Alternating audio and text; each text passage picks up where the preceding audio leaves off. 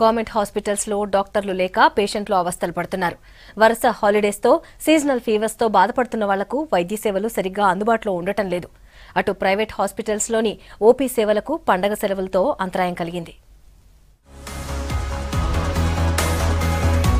Festival holidays hospitals పై ప్రభావం చూపుతున్నాయి. డాక్టర్లు లేక ఇబ్బందులు పడుతున్నారు పేషెంట్స్. కొన్ని ప్రైవేట్ ఆసుపత్రుల్లోనూ అవుట్ పేషెంట్ సేవలకు అంతరాయం ఏర్పడింది. శని ఆదివారాల సెలవులతో వైద్య సేవలు అందక తిప్పలు పడుతూ ఉండగా పండగల సమయాల్లోనూ ఇదే పరిస్థితి ఉంటోంది.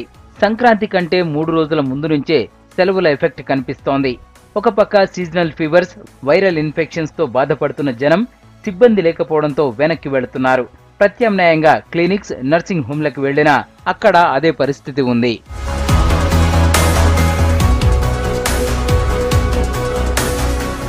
ఈ సీజన్లో జలుబు, దగ్గు, ఆస్తమా లాంటి ప్రాబ్లమ్స్ కు తోడు స్వైన్ ఫ్లూ కేసులు పెరుగుతుండడంతో జనాలు భయపడుతున్నారు.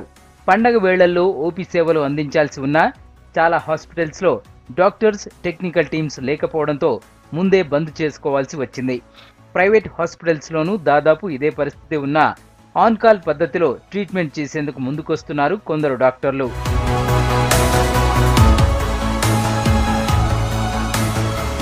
వాతావరణం చల్లగా ఉండడంతో ఎక్కువగా చిన్నపిల్లలు, వృద్ధులను జాగ్రత్తగా ఉండాలంటున్నారు వైద్యులు. మరో 15 రోజుల పాటు చలి ఎఫెక్ట్ ఉంటుందని హెచ్చరిస్తూ ఉండడంతో అలర్ట్ గా ఉండాలని సూచిస్తున్నారు.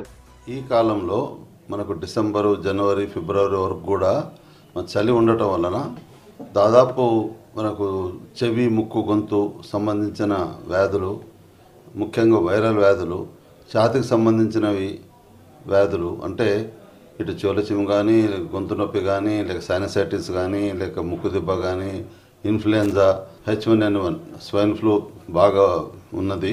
పిల్లలకు జాగ్రత్తలు తీసుకోని చెప్తాము. జాగ్రత్తలు ఏంటంటే చలిగిపోయినప్పుడు monkey cap, sweaters, గ్లౌసు, cap, socks వేసుకొని పోవాలి.